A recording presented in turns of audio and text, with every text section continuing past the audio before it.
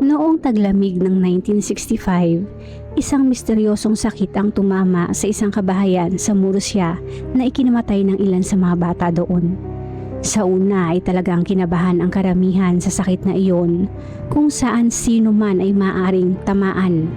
Walang kaalam-alam na ang sanhi pala ng pagkamatay ng mga bata ay kagagawan ng isang nakatatanda. Tara at ating buksan ang pahina ng krimen ng kaso ni Piedad Martinez del Aguila. Kamusta sa inyong lahat? Bago natin simulan ang ating kwento, kung bago ka pa lang po sa channel, please hit the subscribe button at pakipindot na din po ang notification bell para maging updated ka sa susunod nating kwento. Ang Murcia isang syudad at ang kabisera ng rehiyon na may parehong pangalan at pinakamataong lungsod na matatagpuan sa timog silangang baybayin ng Espanya. Taong 2024, nang ito ay binansagan na pangpito na may pinakamalaking lungsod sa Espanya.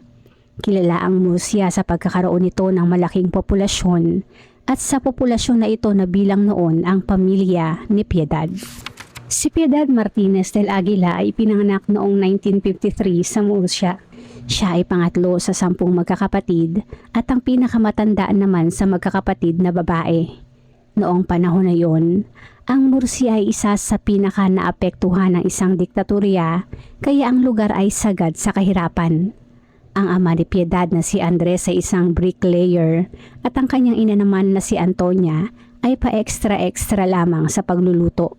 Sila ay nanirahan sa isang social housing apartment sa neighborhood ng El Carmen na isang lugar na mayroong masamang reputasyon sa kahirapan at krimen magpasa hanggang ngayon. Gayunpaman, ang kanilang paninirahan doon ay masasabing isang upgrade sa kanilang pamumuhay dahil bago napunta doon, sila ay nanirahan sa isang slum sa labas ng Murcia. Dahil sa dami nilang magkakapatid, ang dalawang panganay na lalaki na sina Jose Antonio at Manuel ay maagang huminto sa pag-aaral at namasukan bilang mga katulong sa car repair shop.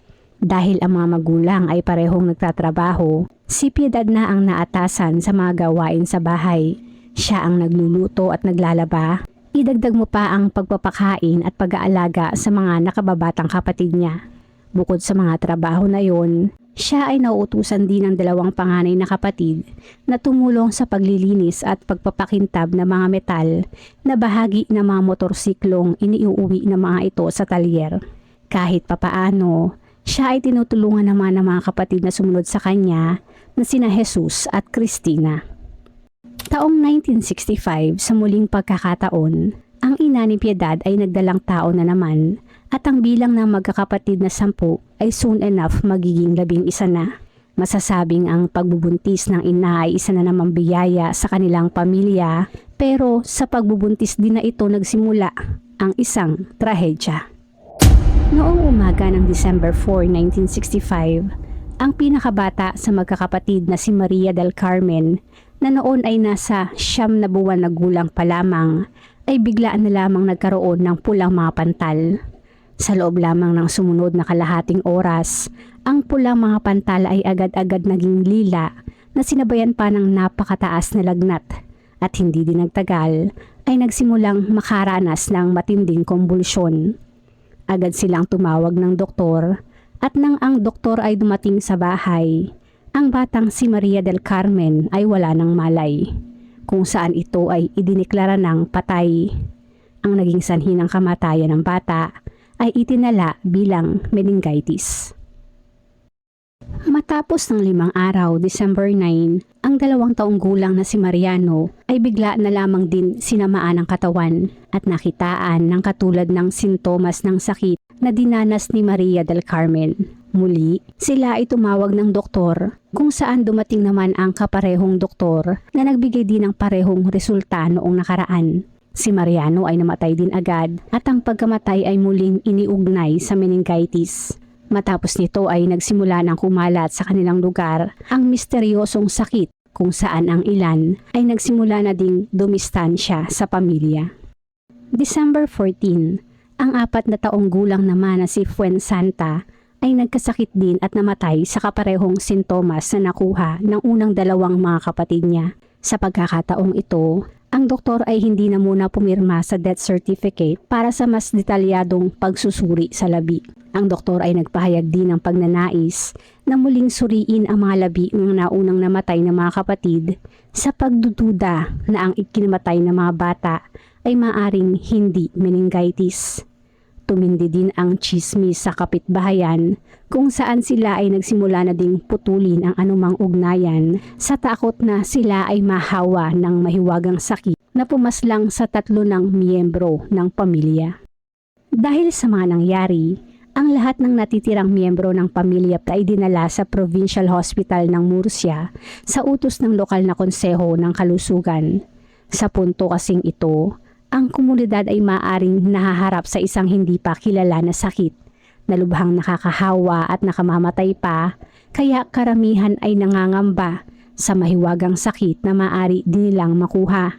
Samantala, ang lokal na pahayagan naman ay nagsimula na ding magpakalat ng kwento tungkol sa isang mahiwagang sakit na pumatay sa 3 mga bata in less than 2 weeks.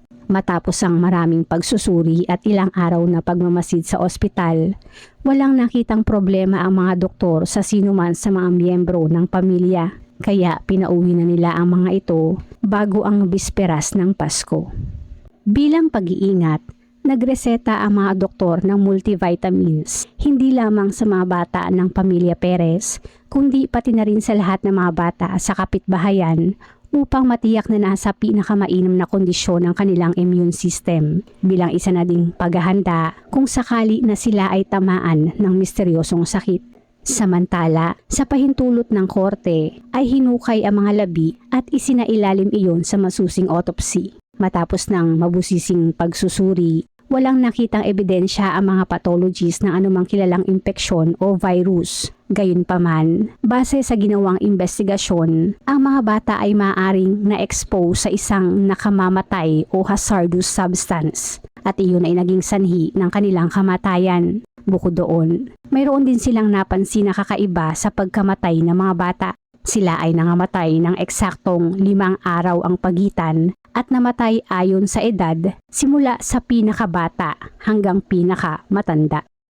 January 4, 1996, matapos ang isang malungkot na Pasko at Bagong Taon, ang 5 taong gulang na si Andres na siyang pinakabata sa kanila noon ay nagkasakit din ng malubha at namatay. Ayon sa mga miyembro ng kanyang pamilya, si Andres ay maayos naman noong kalahating oras na nagdaan nang magsimula itong makaranas ng parehong sintomas katulad ng mga sintomas na ikinamatay ng nauna nitong mga kapatid.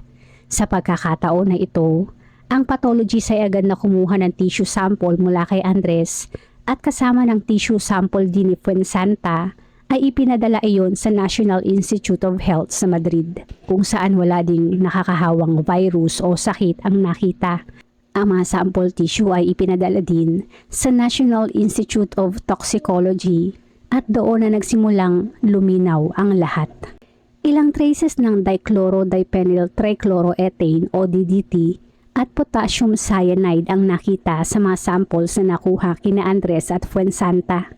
Sa resulta na ito, ang mga pathologist naman ng Murcia ay nagsuspetsa na maaring mayroon din ganoong substance sa mga labi ni Maria del Carmen at Mariano. Gayunpaman matapos ng pagsusuri ay wala silang nakuha na kung ano. Sinubukan nila na ipakain ang ilang sample ng lamang loob ng labi sa 21 Guinea pigs at maging sa mga aso kung saan ang lahat ng mga hayop na yon ay agad na namatay. Malinaw na sa kanila ngayon na ang mga bata ay namatay by poison. Ang naging resulta ng investigasyon ay agad na ipinagbigay alam sa Criminal Investigation Brigade o BIC January 14 nang ang mga magulang na sina Andres at Antonia ay inaresto sa suspisyon na sila ang mga salarin sa nangyaring mga panglalason. Si Andres ay dinala sa isang mental institution para sa isang psychiatric evaluation. Samantalang si Antonia naman, dahil nagdadalang tao noon ay dinala sa isang hospital maternity ward. Ang mga anak naman ng pamilya na noon ay 6 na lamang ang natitirang bilang ay hinati at isinama sa kanilang mga magulang. Ang mga lalaki ay isinama sa amang si Andres at ang mga babae naman ay isinama sa inang si Antonia. Gayunpaman, ang mga lalaki ay pinayagan na bisitahin ang isa pa nilang magulang. Ang desisyon na ito ay naging kontrobersyal noon dahil sa panganib sa buhay na maaaring kaharapin ng mga bata. Ngunit iyon ay ginawa para sa isang monitoring sa pag-asa na magkamali ng aksyon kung sino man ang salarin. Ang kwento ng pamilya Perez ay agad na kumalat at naging kilala sa buong bansa. Ang journalism noon sa lugar ay sumailalim sa mahigpit na censorship dahil sa ang nangyari sa pamilya ay talagang natatangi sa iba. Kaya iyon ay nakakuha ng malaking atensyon.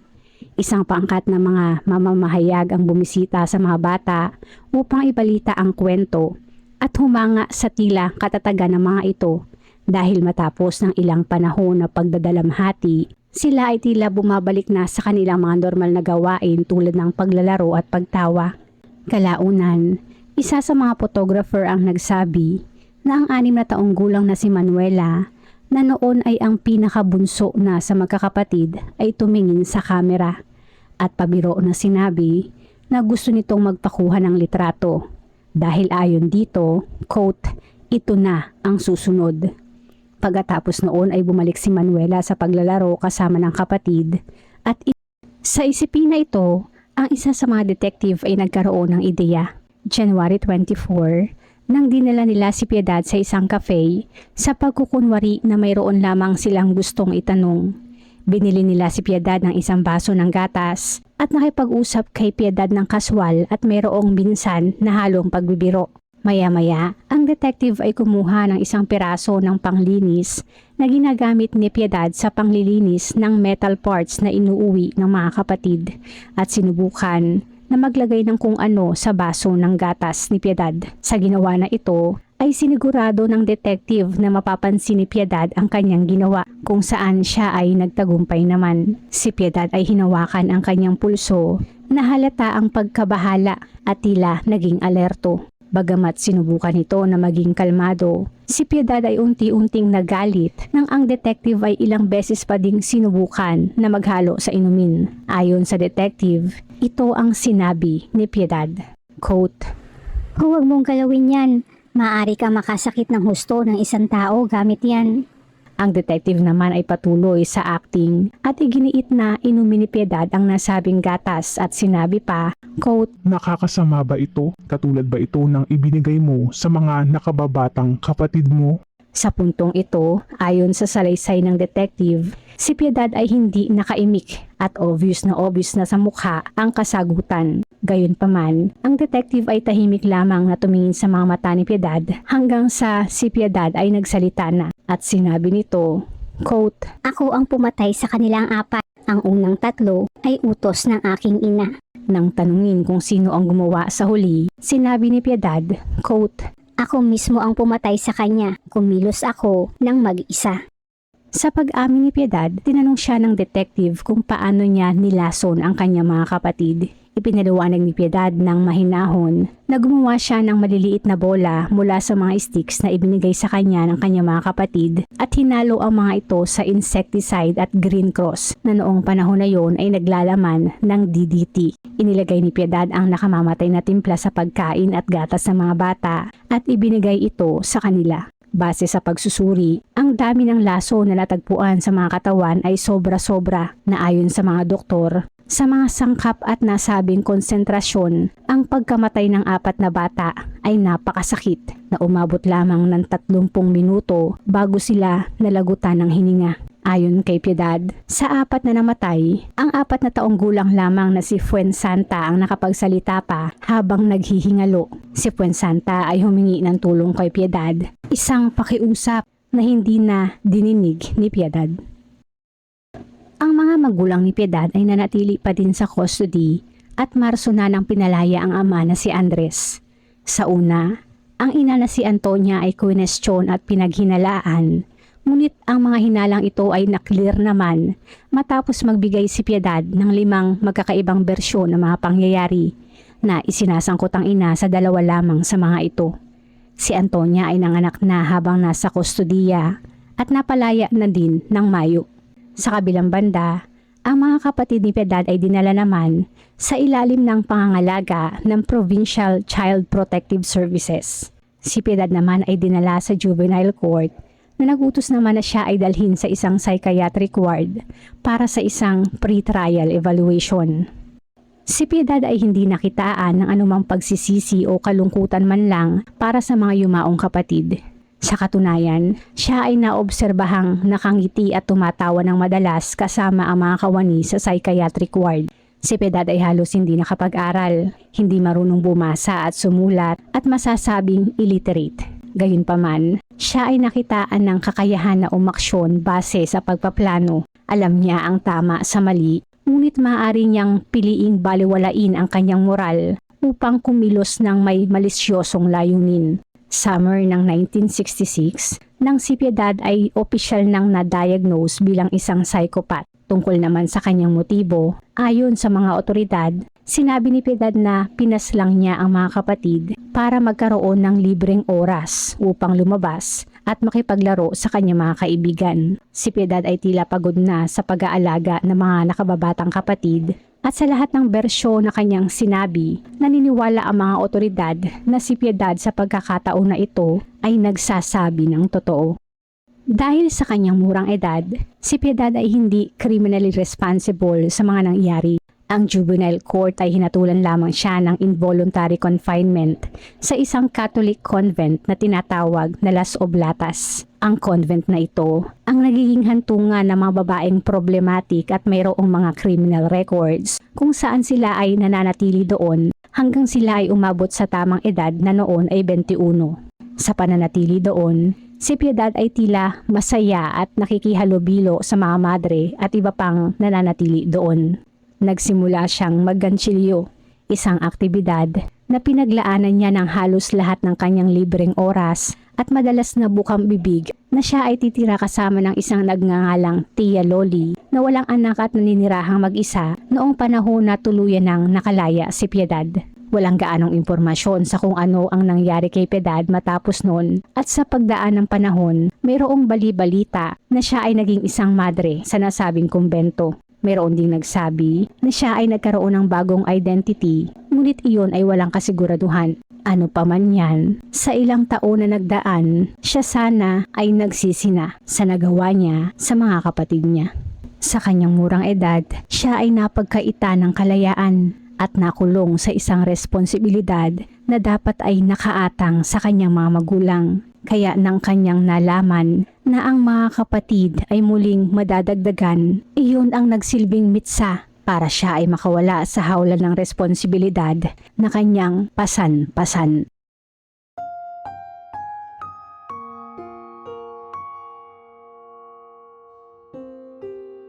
Bago isara ang ating pahina, shoutout po sa ilan sa ating manonood.